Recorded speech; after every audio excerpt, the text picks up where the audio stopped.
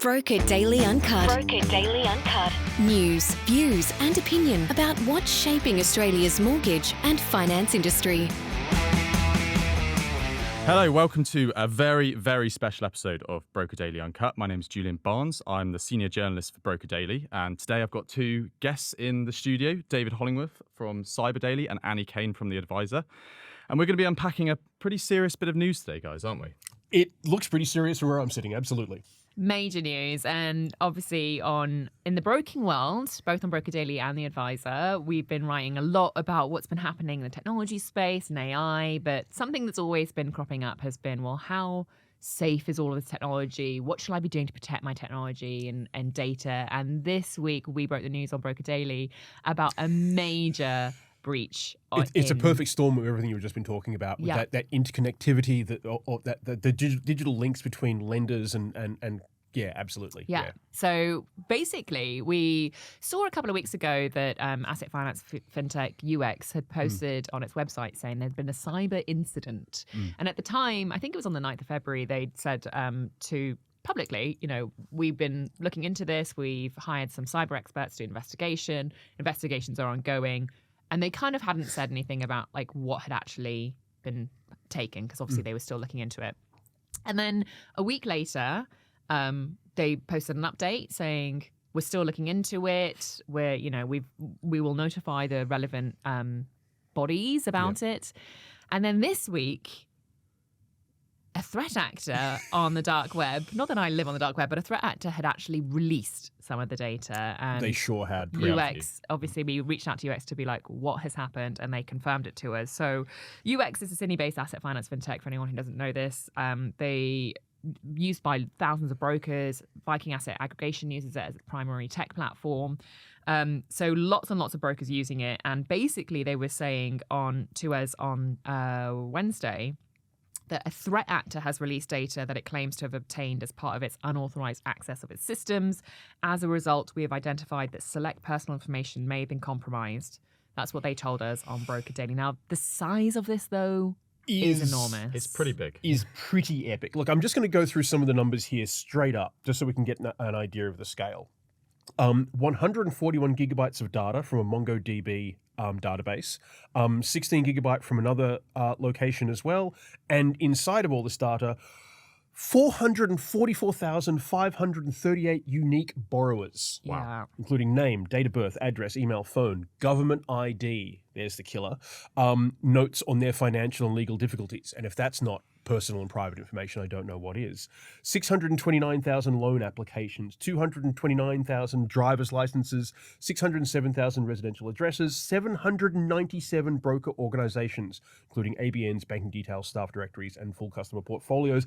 I'm not even into all of it yet. Yeah, but right there, that says yikes. A lot. And I think, like, obviously, because it's loan application data, it's loan applications for over almost 150,000 loans, totaling $3.7 billion across 93 separate lenders. Yeah. A huge amount of information in a loan application. Obviously, all brokers will know this. But of course, as you mentioned there, it's not just the borrowers that are at risk, it's also the brokers. Because Absolutely. It's the broker company information. It's 8,000 broker password hashes. So 8,000 and 75,000 password hashes for broker employees, and the hacker has included samples as well. Now they've been redacted in the screenshot I'm looking at, but it looks to be legit. Yeah, and I think this is always our concern, and in our reporting on Broker Daily, we've been like, allegedly have done this, allegedly, because we haven't gone onto the dark web to verify this information. But over you guys at Cyber Daily have a lot more kind of experience talking to hackers, looking at hacked information, and kind of really like delving into this. So walk me through then, I guess, the process. Once this has been kind of supposedly released, allegedly released, what exactly are they looking for? So at the moment, what this hacker is trying to do is pressure youX. They're only dropping some of the data in dribs and drabs. So they're doing, I think, like 100,000 odd in their first release, and they're planning to drop more data in the coming weeks. And as they say in their post on the hacking forum, we gave youX a chance. They botched it, much like they botched the patching of it, blah, blah, blah. I would say they're still trying to reach out to UX and say, you can make this better. By paying us some money. You can make this go away. You can give us some money. Yeah. I wouldn't call this a ransomware attack per se, but this hacker is definitely trying to extort the company. Well, I'm interested here. So something that youX said themselves was that they're looking for immediate containment and they're looking to contain the situation. Other than, paying the ransom and working with the hackers, what other containment measures would they have in this situation? Well, given what the hacker is saying they've gotten away with, I would say, in my opinion, they're closing the barn door after the horse is bolted. It looks like, from what the hacker has said and from what previous researchers have said, youX did not have the best security they could have on this data, and it was open for all to see. Well, this is what the hacker's alleging, isn't it? Well, this is also what a security researcher by the name of Jeremiah Fowler, he is basically a white hat hacker. He, back in March, wrote an article about, who did he write about specifically? For him, it was, he found 27,000 records belonging to Vroom by youX, which is what youX used to operate under. And so he reached out to youX, as did I at the time back in March. They didn't get back to me. But he basically said, hey, I found all of your crown jewels. I found all of your data. It's sitting there open on the internet. You should do something about this. This is something that Jeremiah Fowler does quite a bit. He looks for... tests weaknesses. Yeah, he's basically a white hat hacker. Rattles at the cage. Exactly. And he goes, hey, you should fix this. And Good for him. good for him. Often his articles are picked up as being legitimate data breaches when they're not. He's just finding stuff. He's just finding an open door and telling people, hey, you've got an open door, you might want to close that.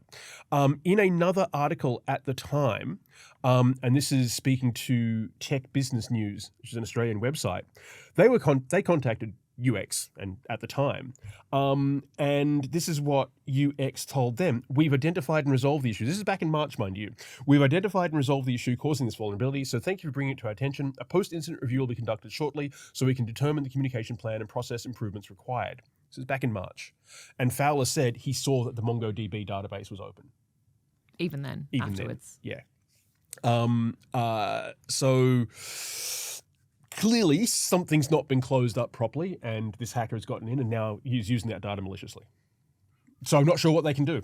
Maybe an injunction, is a possibility. A lot of victims of hacks like this will take out an injunction so that it becomes illegal to access or disseminate the data. But the thing is, all that stops is legitimate security researchers and journalists like you and I. It will not stop a hacker who probably isn't even in Australia at all. Well, yeah, because they stole it in the first place. Yeah, exactly. They don't care about the law. An They don't care about injunction. the law, yeah. I care not for your injunction. So, I mean, sure, I guarantee you someone at youX and their IT department's having a very, very bad few days. And they are going through everything forensically. Because the other thing, when you talk about containment here, is they want to make sure the hacker still is in the network.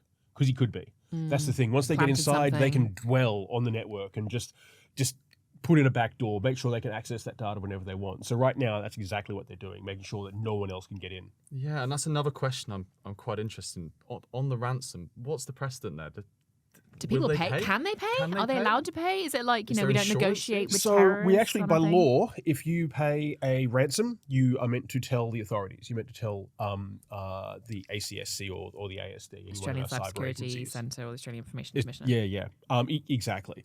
However, if you don't and no one says anything, you can get away with it. So it's up to you. It's up to you. It's entirely up to you. This is an ongoing discussion in cybersecurity. Do you pay a ransom? Because if you do, you are just giving money to criminals, and they will reinvest that into their hardware and software and their ecosystem. You may well be breaking the law by paying somebody who is in a country that we currently have under sanction. It's so murky, but at the same time, if you've got sensitive data that belongs to you and your clients and your stakeholders, and you do not want to see it out there, some people would go, pay the ransom. Well, in this Healthcare, case, for instance, is often considered, pay the ransom. What would the clients say? What would the clients say, exactly. And I think this is the big question that a lot of brokers that have been reading the story, reaching out to us, have been like, what on earth do I do? Because it's 444,000 borrowers. That's a huge amount of people, especially for a country the size of Australia. Lots of all of their financial information, their addresses, as you said, their government IDs, the amount of things that people can do with this. Passports, driver's licenses, that kind of stuff. Really terrifying. Here. But then also broker businesses and broker contact details. So the other concern is being like, well, will all these broker numbers be cloned and they just intercept and start saying to these clients, I'm your broker, hey, we've got a settlement coming up, give me the deposit. That is exactly the kind of thing that either this hacker or other hackers who get hold of the data. So this guy, the payday that this individual is looking for is from youX. And it looks like currently he's giving away all this data for free and will continue to do so. Thus, he's trying to get a payday out of UX. That's my guess. However, if you're a scammer, this data is a gold mine. Yeah. And some of it is already up online. Absolutely, yes. Hundreds of thousands of people have had their details already compromised, and hundreds of thousands of more will in the coming weeks. So for a broker out there, the best thing they can do right now is absolutely change every password in their database, enable multi-factor authentication across your business, and warn your clients, warn your customers to be on the lookout for scammers, all that kind of stuff. So the best thing for them is to be completely open. What puts them in a really difficult position is they've not been hacked. Nothing's happened to them. So I'm not sure where that stands from an insurance point of view, but I would also recommend they reach out to their insurers and say, hey, how are we covered here? Because they said they've stolen 8,000 broker hashes. I don't even know what a hash is. What's a hash? So a password. So we all have passwords for our email and log on, right? Those passwords aren't stored in clear text on Momentum's network. It's what's called a password hash. There's an encryption key that muddles up the password, but whenever you put in your password on your laptop, that encryption key goes, oh, it's this set of random words and numbers, and unlocks it. Look, I'm describing it very, very poorly, but that's the basics, right? I mean, it's better than I've already heard. However, it is possible to break a hash. In fact, there are websites I could go to right now and put those hashes in, and if someone's already broken them, I'll get that password. Right. So that's the whole point. So they here. Could hack these Absolutely, brokers then. 100%. Have the capacity to do so. The capacity's there, yes. And as you say, maybe there's not a direct impact for brokers, but something we talk a lot about on Broker Daily is the broker proposition, the way that they are trusted advisors, and they really fill a niche in that respect for someone in the finance world. Looking at it from a broker's perspective, there's obviously the material risks, but this could cast a much larger shadow on the broking world, which is what happens when you have people that can pose as brokers, pose as your broker, and with all your data, how is that going to impact the client's perception of the broking world, of brokers, the security of it? Because sure, the responsibility may go further upstream than the broker, but that's the person that you talk to every day. That's the person that you're going to have. So where is the client actually going to see the responsibility lying? So they'll probably, if you're an individual and you get scanned by someone pretending to be your broker, you're going to lay that at the feet of your broker and go, hey, how did this happen? The complexities of the fact that this is UX who is kind of responsible for the breach may not necessarily be apparent to someone on the street.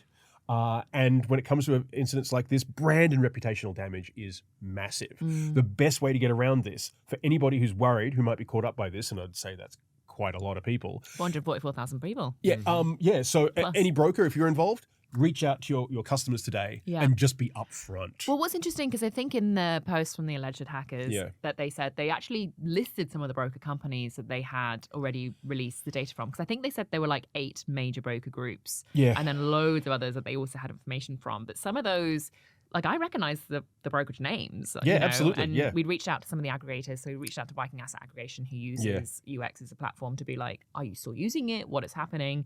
I'm just going to quickly read their statement as well. So they said, Viking Asset Aggregation is aware that one of our finance technology partners, UX, has recently experienced an IT security incident that involved unauthorized access to their systems by a third party. The UX software platform is available to brokers within the Viking Asset Aggregation network to support asset finance application management. UX, I'm going to start this again because this is long. They basically said UX identified unauthorized access to their systems by a third party and immediately initiated an investigation with external experts to address the incidents, and has confirmed that as a result of the incident, personal information may have been compromised. And they're saying, we understand that US has implemented additional security controls and enhanced monitoring across their systems, and are also undertaking further security uplift initiatives to strengthen the environment. The platform remains operational. They've also got, obviously, a dedicated webpage to field any requests, which I imagine will be incredibly busy at the moment. I do feel so much for the UX team. Yeah. But basically, they're saying, we're still using it. Do you think that's Well, I mean, normal? if you're tied into that ecosystem, you can't just pull yourself out of it overnight. I mean, you need to then find another service, another supplier of whatever you're using UX for, to then replace that. The big issue here is where the data lives. So if you hold any kind of data, whatever kind of company you are, if you hold data, you need to know where it is, who has it, and who has access to it. In this instance, every broker should be contacting youX. Any broker out there who's involved with a similar company to youX should contact them now and go, hey, can we do an audit on your systems? Because if you hold our data, then we hold you responsible for what you do with that. You can't just assume that people who hold your data are going to treat it as carefully as you do. And, clearly this is a perfect example of that. Yeah, and I was mentioning some of the broker groups there that have allegedly had their information released. And again, a huge amount of information. These are big companies. I'm not going to name them here, but we have seen, because I can't remember on the top of my head, but we have seen quite a lot of them already starting to reach out to me personally and be like, what do you mean? I haven't been told this. And there's a problem right there because it suggests that youX is not contacting its people properly. When a breach like this happens, first thing you do, in my opinion, is you contact those impacted. So if I'm a company and I get breached, I'm holding your data, within days, you should get a message from me going, hey, this happened. Here's what we think happened. We're investigating it. We're doing everything that we can. So if a broker hasn't heard from youX... Oh, sorry. I think they have heard from youX, but they didn't realize their data had been leaked. Oh, right. Yeah. So they knew that there was an incident. They've been told by the company, and I think they've been pretty good on those comms, but they just didn't know that it had been leaked. So I guess if you're not trawling the dark web like you guys are, or like, we're monitoring for leaks, like even UX could be unsure of what's been breached. I mean, UX, I guarantee you, has seen this post. Yeah. So, but the thing is, they don't want to take the word of the hacker. The hacker may not know what they have. Yeah.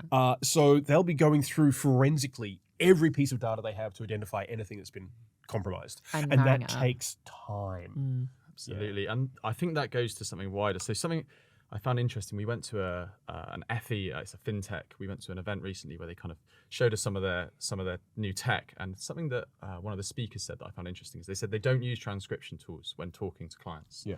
What? They said you don't know where that transcription is actually going to end up, and you're talking about some pretty serious, pretty important, sensitive information in those. Yeah, absolutely. That could be stored in a data. We talk about the cloud like it's up there and it's safe. The cloud is just somebody else's computer. Exactly. And you don't know where that is. It in Australia? Is it in a different country? You don't know where it is. One of those countries' laws, yeah. Exactly. Yeah, like I think for most of us use Otter AI, right, when we're transcribing interviews. And that data isn't on our systems. That's somewhere out there in somebody else's machine, what we call the cloud.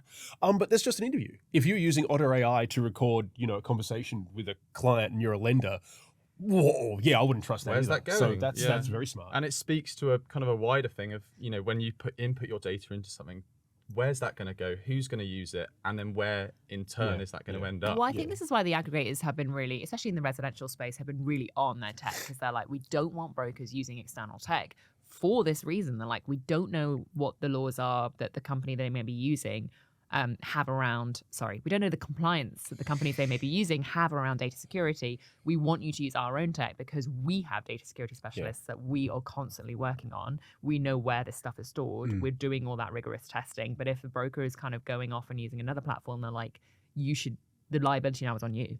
Yeah. And this is where P&I insurance is, not just P&I insurance, but cyber security insurance is becoming a growing importance for brokers and increasingly expensive.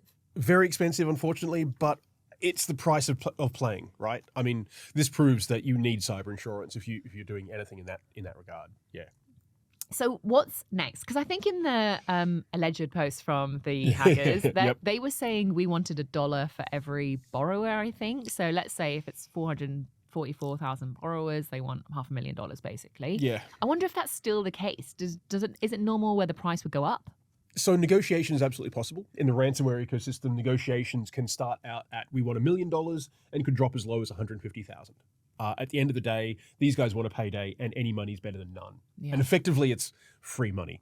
So in this case, I imagine they're probably still in contact with UX. Most likely, this is just my thinking on it. And maybe willing to be negotiate downwards. They'll basically be saying to UX, hey, you can make this stop whenever you want. Just give us the money. Yeah. And UX has a challenge ahead of them. If I were them, I wouldn't, because you can't trust these guys at all. They might say, hey, we'll delete the data. It's gone. You're but safe they might now. not. You can't trust them. Yeah. It could show up in a combo list 3 years from now, all this data just being out there. And some of it's already online, so surely the damage is kind Exactly. of already done. Yeah, for some people, the damage is done. It's too late. Awful. Yeah. It's absolutely awful. And like, I think, it is. the thing that raised my eyebrows as well was in this post, they seem to have an ethical line. I was just about to talk about that. Yeah, where they've been like, you know what, we might have stolen data, but we're protecting some of it. Yeah, so I'll just read this out. The preview data posted today is drawn from the smaller broker organizations, the hundreds of firms outside the top 8. Note, we removed the most vulnerable individuals' data before publication. Centrelink recipients, Australia's government welfare system, disability, unemployment and single parent support, temporary visa holders and borrowers in catastrophic debt. Their data is in our possession, but not in this preview, nor will it be leaked with the full data set. They have it hard enough without having their identities stolen. Oh, hackers who care. Hackers who care. Maybe they don't care about everyone else. Honor among thieves. Look, it does happen. Just as a brief aside, there was an instance of a ransomware group who hacked a childcare centre in the UK, and they shared photos of 2-year-olds to try and pressure the parents to pressure the childcare centre. Other hackers were like, mate, no. Yeah. And they were pressured by their peers to take all that information down themselves. So there are lines that some hackers will not cross. You know, some hackers won't go after healthcare or education. Others absolutely will. They don't care because they know it's sensitive data. But yeah, I did see that as well. And I kind of thought, I like you. I mean, within the criminal realm. Yeah, I know, right? It's like it did catch my eye. The Batman of hackers. Yeah. What are the kind of... What are the chances that these hackers would be brought to justice or face any repercussions? Unlikely. A lot of these guys operate in jurisdictions that law enforcement cannot easily get into. A lot of them will be Eastern European, if not Russian. It's pretty hard. Yeah, we see criminal groups like this. We do see a lot of arrests. I think it's probably last year, I can think of about maybe 2 dozen arrests of hackers. But that's a drop in the ocean. There are hundreds, if not thousands, of these guys operating right now. So what are the authorities in Australia kind of looking at here? Is there anything that they're going to be doing or looking at or working with youX to try and sort this out? Or? Yeah, absolutely. I imagine they're working very closely with youX and someone from the ASD and probably AFP as well will be assisting them in their investigations. They'll be contacting, I don't know, Europol, for instance. The AFP has close links with Europol, and they work with a lot of law enforcement outfits globally on exactly this kind of cross-border organized crime. So it grinds slowly, but it grinds fine.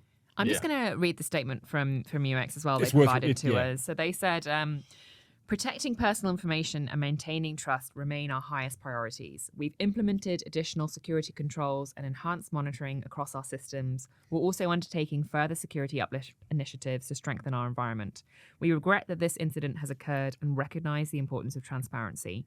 We remain focused on reinforcing and sustaining robust resilience measures across the organisation, consistent with recognised industry standards and best practice frameworks. They have also advised any concerned users to reach out via its dedicated cyber incident webpage on its website. And just for anyone listening who might want to access it, it's uxpowered.com.au/cyber-incident. Yeah. I mean, their response, as far as that goes, is picture perfect. You know, you can't do much more than that. They're clearly contacting people. They're doing their best to shut that barn door. And they're advising people in what they can do, and they're being responsive and open to queries. So, 10 out of 10 for that. Yeah, and they have said obviously they've had to notify they have notified the Office of the Australian Information Commissioner and the Australian Cybersecurity Centre, and they did say, under the notifiable data breaches scheme, Australian entities are required to notify individuals and the regulator if a data breach is likely to result in serious harm, which of course is this good. Absolutely, yeah. David, thank you so much for joining us. Not a problem. I wish I could join you under happier circumstances. I knew you brought in for good news. I know. Well, actually, I mean, I'm definitely going to now go and change all my passport and driver's license. I would say to anyone out there, even if you're not involved with this, right now is a good time to just have a little quick cyber hygiene check, change your passwords, make sure you've got multi-factor authentication turned on, and just be careful. Yeah. Because this is only going to become more of an issue as we move sadly, forward. yes. Well, thank you so much, David. My pleasure. If you've enjoyed today's episode and want to listen to more, please go to Broker Daily's podcast network at brokerdaily.au. The information featured in this podcast is general in nature and does not take into consideration your financial situation or individual needs and should not be relied upon. Before making any investment, insurance, tax, property or financial planning decision, you should consult a licensed professional who can advise whether your decision is appropriate for you. Guests appearing on this podcast may have a commercial relationship with the companies mentioned.